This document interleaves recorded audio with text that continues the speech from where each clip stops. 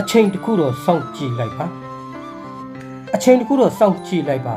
တခါတော့ကပညာရှိအဖို့တူတဲ့သူ့တပည့်တွေဟာခရီးတစ်ခုကိုအတူထွက်လာခဲ့ကြတယ်လန်ကီတစ်ခုမှာတောနတ်ထဲရောက်တဲ့အခါမှာတော့သူတို့အားလုံးခဏနားချပါတယ်တောက်เสียရေလဲကုန်နေပြီဖြစ်တဲ့အတွက်မလန်းမကန့်မှရှိတဲ့ရေအိုင်တွေကနေရေသွားခတ်ဖို့အဖို့ကသူ့တပည့်တွေကိုပြောလိုက်ပါတယ်ဒီခါမှာတပည့်တွေလည်းရေကန်ရှိရာကိုထွက်သွားကြတာပေါ့ရေကန်စီကိုရောက်တော့မကြာသေးခင်ကမှ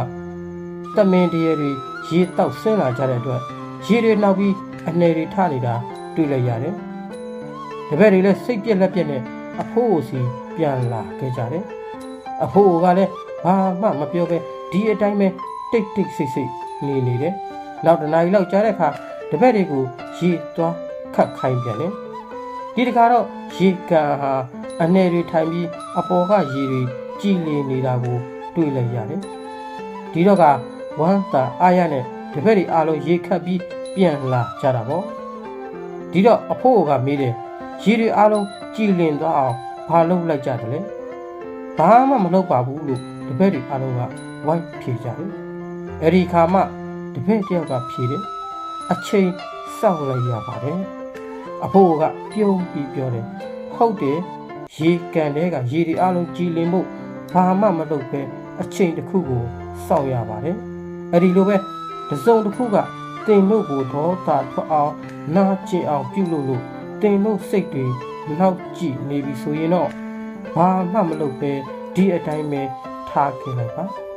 အချိန်ကာလတစ်ခုလွန်မြောက်ပြီးတဲ့အခါဒေါသတွေအမုန်းတရားတွေမရှိတော့ပဲစိတ်ဟာပြန်လဲကြည်လင်လာပါလိမ့်မယ်ဒီပုံမြင်လေးကပေးတဲ့သင်ခန်းစာကတော့တင်စိတ်ကိုတစုံတစ်ယောက်ကနာကျင်အောင်ထိခိုက်အောင်ဒေါသထွက်အောင်ပြုလို့တင်စိတ်နောက်ကြည့်နေပြီဆိုရင်တော့ထားလိုက်ပါဘာမှမလုပ်ပဲဒီအတိုင်းပဲထားလိုက်ပါအချိန်ပေးလိုက်ပါအချိန်ကာလတစ်ခုကြော်လွန်ပြီးတဲ့အခါအရရဟာပြန်လဲကြည်လင်သွားပါလိမ့်မယ်တင်စိတ်ကြည်လင်သွားတဲ့အခါဖြစ်ခဲ့တဲ့ကိစ္စတိုင်းကိုပြန်တွေးကြည့်ရင်ဘာမှမဟုတ်ဘူးဆိုတာလေတင်သိသွားပါလိမ့်မယ်ကိုယ်တိုင်ဖြီမှရမယ်ကျူတခါကရွာတရွာရဲ့အစွန်ဖျားမှနေတဲ့ဆင်းရဲတဲ့လူတယောက်ရှိပါတယ်သူဟာတောထဲကထင်းကြောက်တွေကိုကောက်ပြီးခက်လန်းလန်းကဈေးတစ်ခုမှာရောင်းချခြင်းနဲ့အသက်မွေးရန်ကြောင်းပြုပါတယ်သူမှာအတော်လေးကိုအတုံးဝင်တဲ့ထင်းတယ်ဖို့အတွက်မိကလေးတစ်ကောင်လည်းရှိပါတယ်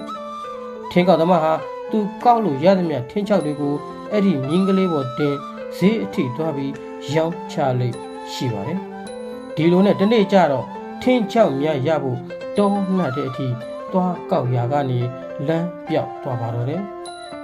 မိကလေးနဲ့အတူလမ်းပြောက်ရှာရင်းနဲ့ညက်နေတာစောင်းလာတဲ့လမ်းကမတွေ့ဘူးပေါ့နောက်ဆုံးရေသေးကြီးတစ်ပါးသတင်းတုံးနဲ့တဲကလေးတစ်လုံးတွေ့တော့ညအိတ်ခွင်တောင်းပြီးတဲနဲ့ခက်လန်းလန်းကတစ်ပင်အောင်မှာနေရာချတယ်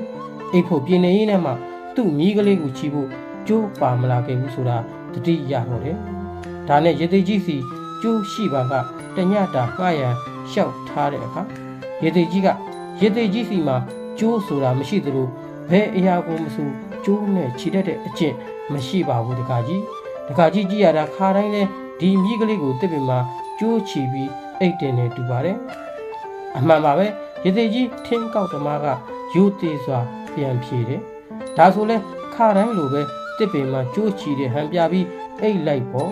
ရေသေးကြီးတော့ဒီမိကလေးရှောက်သွားလိမ့်မယ်လို့မမြင်မိဘူးထင်းကောက်သမားလဲရေသေးကြီးပြောတဲ့အတိုင်းမိကလေးကိုတစ်ပင်မှာကျိုးချီဟန်ပြပြီးအိတ်ရာဝင်ခဲ့ပါတယ်ရေသေးကြီးဟာ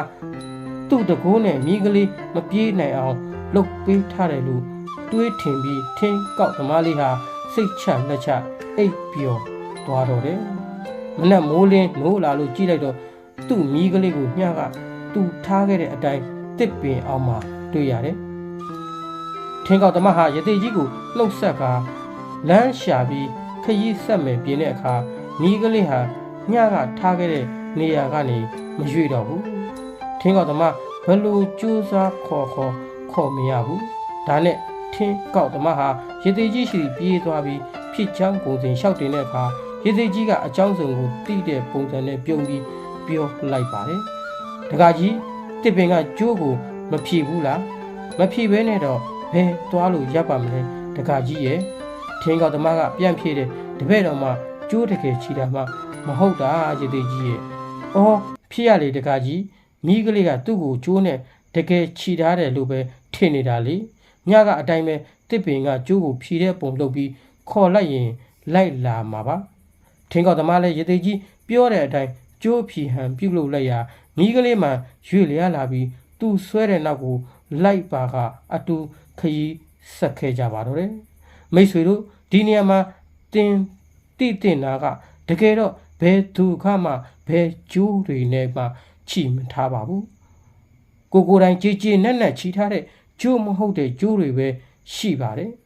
ဒီကျိုးတွေကိုဘယ်သူမှဖြီပေးလို့မရနိုင်ပါဘူး